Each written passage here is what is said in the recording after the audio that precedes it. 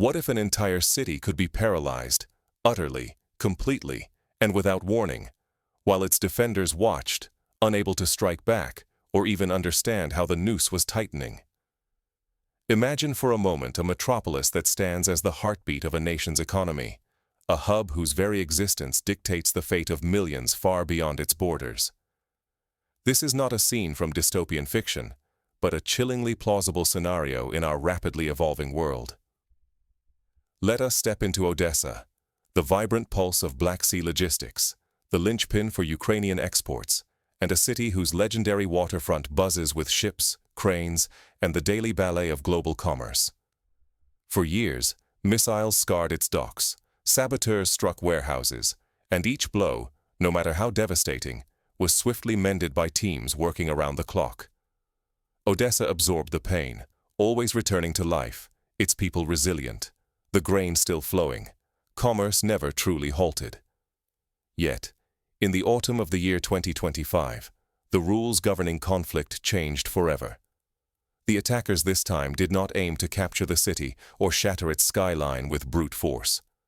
No, they orchestrated a blockade so comprehensive, so technologically intricate, that Odessa's defenders found themselves walled off from the world, without a single direct engagement, without a warning, and without an obvious enemy to fight. Imagine space-based surveillance mapping every move, every shipment, every vehicle. Cyber offensives worming through the city's communications, blinding and confusing defenders at the most critical moments. Electronic jamming, suffocating signals, paralyzing drones and ships alike. Warplanes and naval vessels enforcing the closure with pinpoint precision, responding to every attempted breach before it even truly began. No column of tanks ever rolled down Odessa's avenues. No firefight erupted in the port's shadows.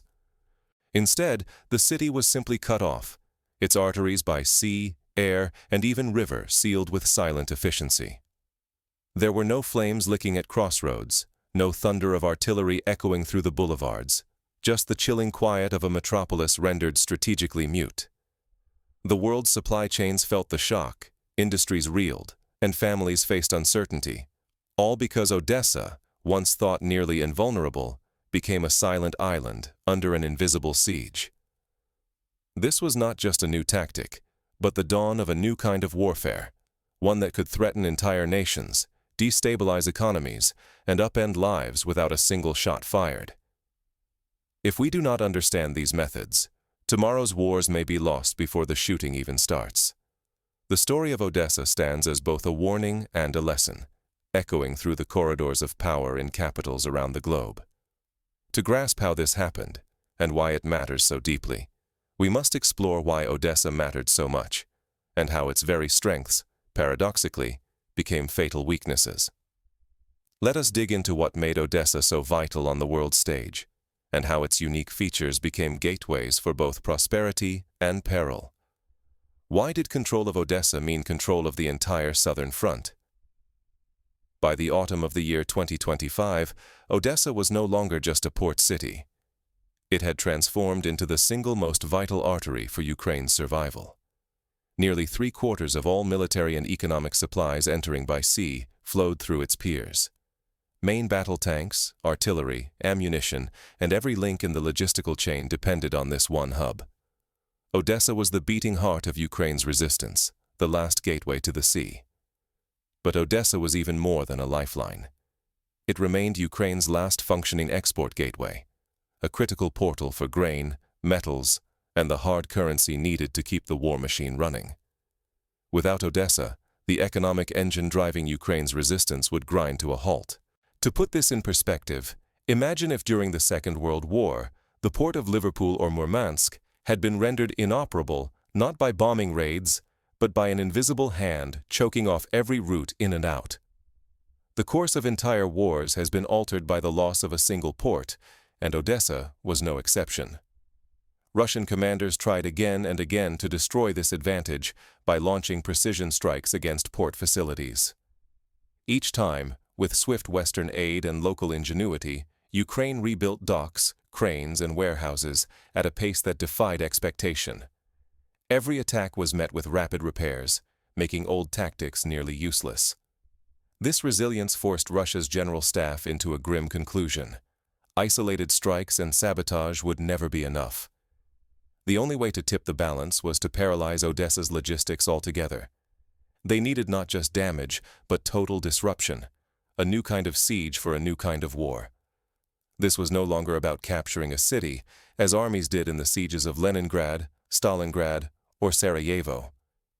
It was about redefining the rules of modern conflict. The lesson was stark. If a single hub could be cut off so decisively, then the fate of entire nations, economies, militaries, even civilian lives, could be decided from afar. Odessa's vulnerability echoed far beyond Ukraine, exposing a global weakness in how modern societies rely on single points of failure. To understand the true impact of the Odessa blockade, we must examine how Russia orchestrated a multi-layered isolation strategy that left no traditional target untouched.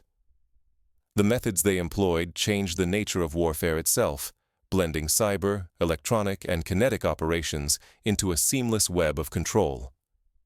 This was hybrid warfare at its most evolved, one that weaponized not only missiles and mines, but software, satellites, and psychological pressure.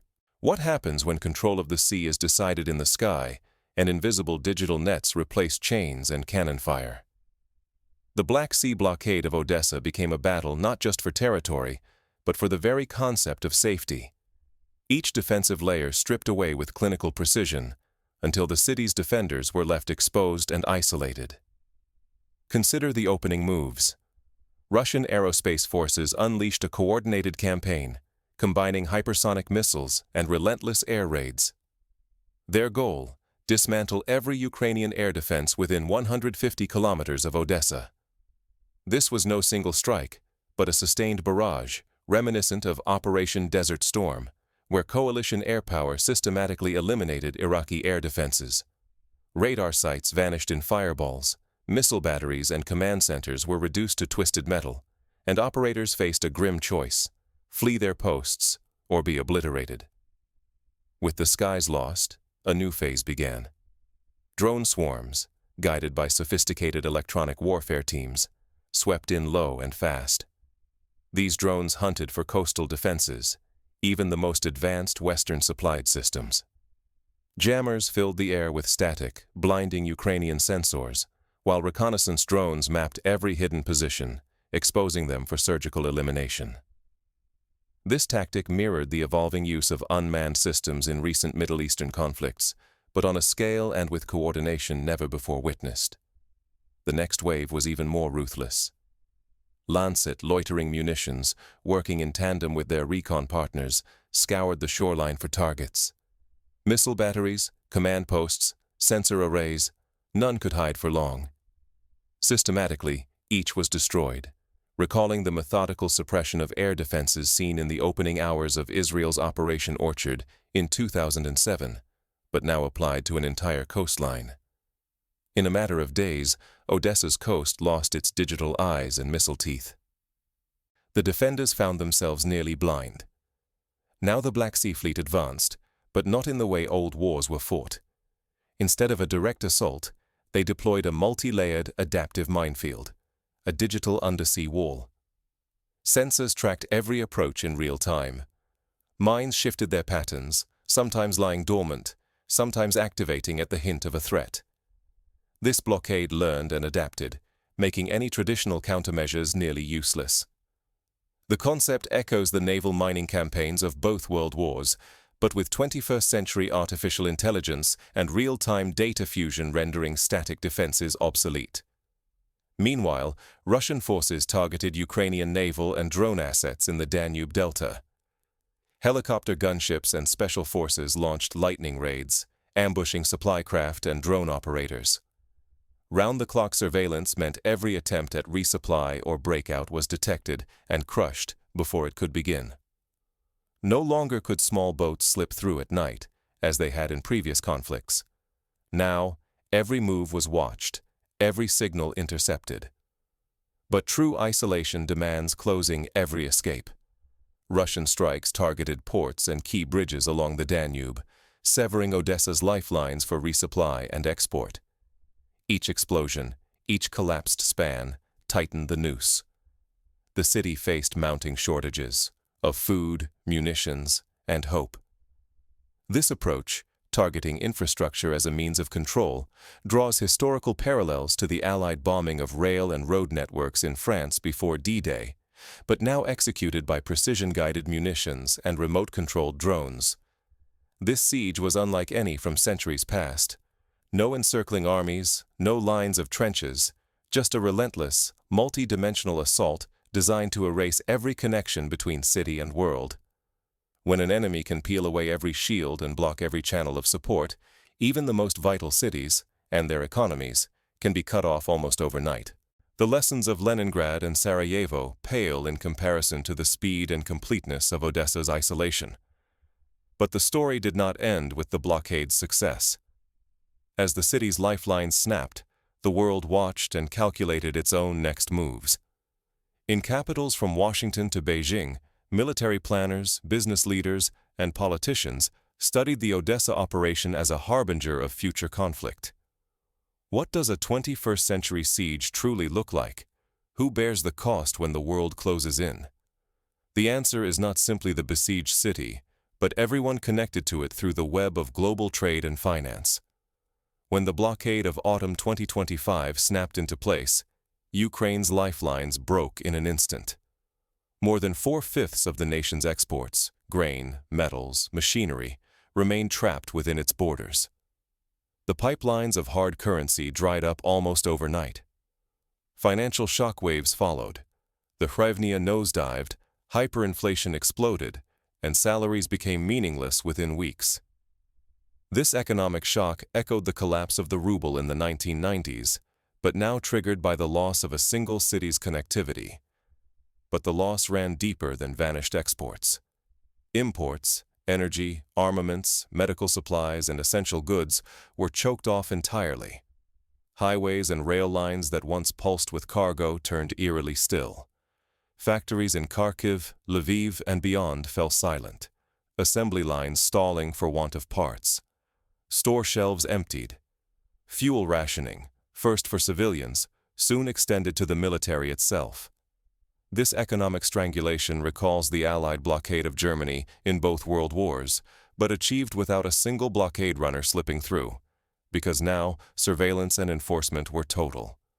Nowhere did the shock strike harder than in Odessa. The port, the city's beating economic heart, had provided livelihoods for tens of thousands. Those jobs vanished overnight. Families watched their savings evaporate. Soon, crowds took to the streets, their frustration mounting. Western promises of aid could not fill empty stomachs or refuel idle trucks. Despair curdled into anger, and anger spilled into unrest. The social consequences mirrored those seen in besieged cities from Aleppo to Grozny. But here, the absence of visible destruction only deepened the sense of powerlessness. Ukrainian forces grew desperate. Drone swarms probed the blockade, searching for cracks, only to be annihilated by overlapping air defenses. Special operations teams slipped through rivers and fields, but none returned. Even neutral-flagged merchant ships, hoping to breach the cordon, were intercepted or turned back by relentless naval patrols. Every gambit failed. Day by day, hope thinned and then vanished. The skies above Odessa proved as impenetrable as the sea. Continuous fighter patrols and sweeping radar coverage made any attempt at an airborne supply route impossible. Cargo planes could not approach without being tracked and destroyed. There would be no Berlin-style airlift, only a hush, broken by the distant rumble of jets on patrol. This siege did not unfold with artillery duels or ruined city blocks. Instead, it was an invisible strangulation, engineered through logistics. Without resupply, armies and civilians alike withered. Political resolve eroded as misery became universal. Ukraine's defeat was sealed not by storming the barricades, but by manufacturing a vacuum, where nothing entered and nothing escaped. This silent warfare, reminiscent of the economic blockades that crippled ancient Athens or modern North Korea, was now executed with digital precision. The lesson of Odessa is chilling. Modern warfare now rewards those who can isolate, disrupt, and paralyze, not just with weapons, but by severing the arteries of global trade and communication. Any nation, industry, or city that clings to fragile supply lines risks suffering a similar fate. In this new era, survival depends on adaptation and on recognizing that the next siege may not involve a single shot fired. But how did the world respond to this unprecedented isolation? The aftermath of the blockade would ripple far beyond Ukraine's borders, sending policymakers and strategists into urgent consultations. NATO convened emergency summits. The European Union rushed to assess the stability of its own ports and supply chains. Insurance premiums for Black Sea shipping skyrocketed, and global grain prices surged, threatening food insecurity far beyond Ukraine's borders. Historical parallels abound. The Suez Crisis of 1956 shut off Europe from Middle Eastern oil, triggering a global economic tremor. The cyber attack on Estonia in 2007, though far less destructive, hinted at the chaos that could be unleashed by digital blockades. The Odessa operation fused both lessons: physical and digital isolation, imposed with relentless precision. How do you defend against, or turn to your advantage, the next generation of blockades? The Odessa operation shattered any comfort that blockades are outdated or rely solely on brute force. In today's battle space, dominance is achieved through data fusion, seamless cross-domain integration, and the ruthless exploitation of choke points, both physical and digital. The events of autumn, in the year 2025, exposed something chilling. Operational vacuums, total, engineered isolation, can now be imposed with surgical precision and relentless adaptability. It is no longer merely about cutting fuel or halting food shipments. Entire cities, corporations, even nations can be digitally and logistically suffocated, left unable to function or communicate without a single conventional bombardment. Consider the impact if a similar blockade were imposed on Singapore, Rotterdam, or Los Angeles. The ripple effects would be global and immediate. Survival now depends on economic resilience and redundancy more than tanks or ships. Single points of failure, one port, one server, one key supply route, invite disaster. Odessa's ordeal makes one lesson brutally clear: clinging to old assumptions while overlooking hidden vulnerabilities is an open invitation to catastrophe. The tools of isolation are evolving at breakneck speed.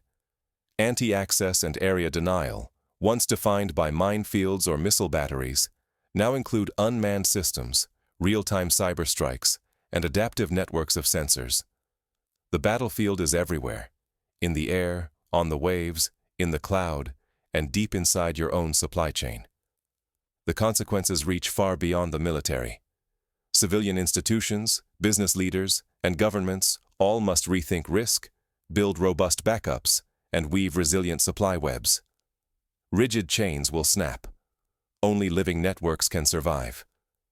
Contingency plans must anticipate not only physical attack, but also digital disconnection and economic pressure that can arrive without warning.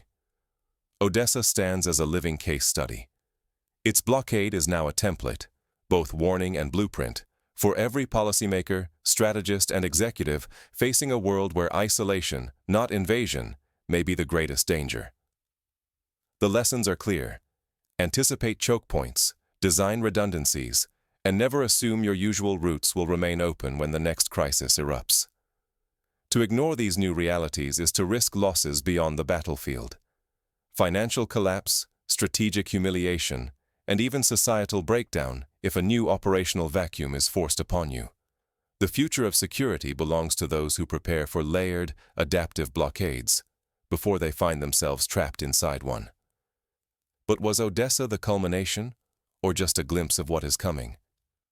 The answer lies in what followed, as rivals scrambled to adapt to the new rules of isolation warfare.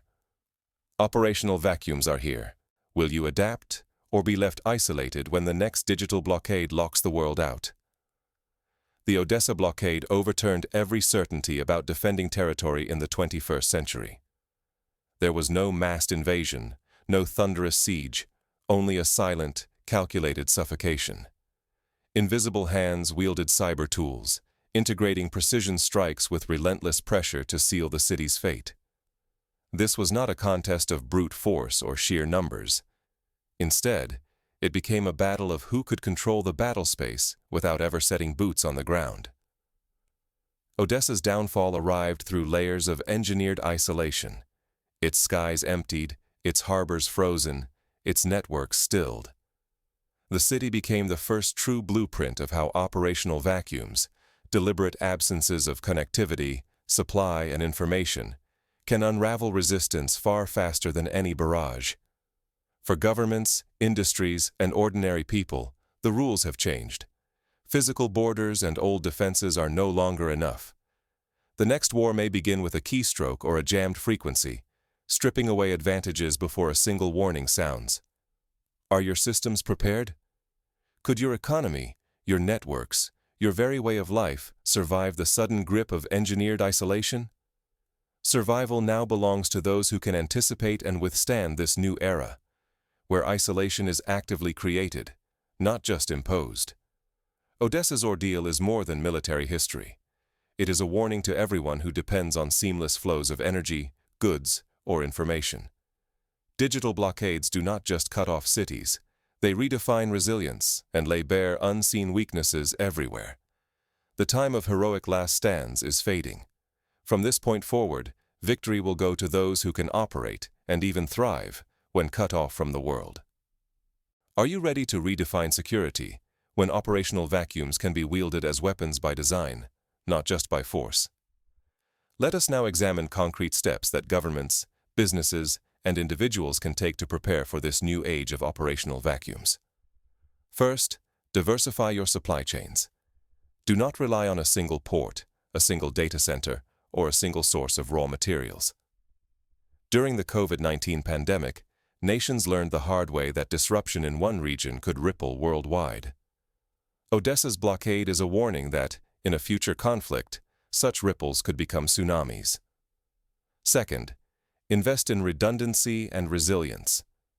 Build backup systems for communications, logistics, and power. Consider the example of Switzerland, a country that has long maintained stockpiles of food and fuel and built hardened infrastructure to survive isolation. In a world where digital and physical isolation can be imposed overnight, such foresight is invaluable. Third, practice cross-sector coordination and information sharing. The defenders of Odessa were paralyzed in part because their systems were isolated, their data silos unconnected.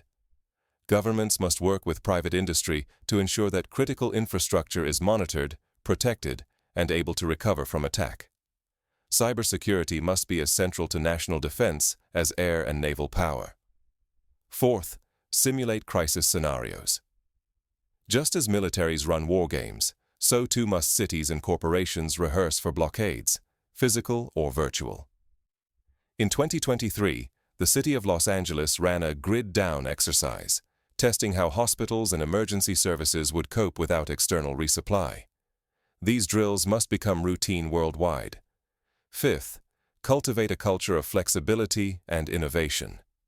The defenders of Odessa were inventive, but their creativity was stifled by a lack of resources and options. Encourage decentralized decision-making and rapid adaptation, so that when one door closes, others can be quickly opened. Finally, recognize that the greatest vulnerability is complacency. The world before Odessa believed that ports could always be reopened, that supply lines could always be restored. The world after Odessa knows better. In conclusion, the siege of Odessa is more than a chapter in military history. It is a mirror reflecting the fragility of modern life, a warning that the next war may be fought not with armies clashing at city gates, but with keystrokes, algorithms, and silent, invisible barriers.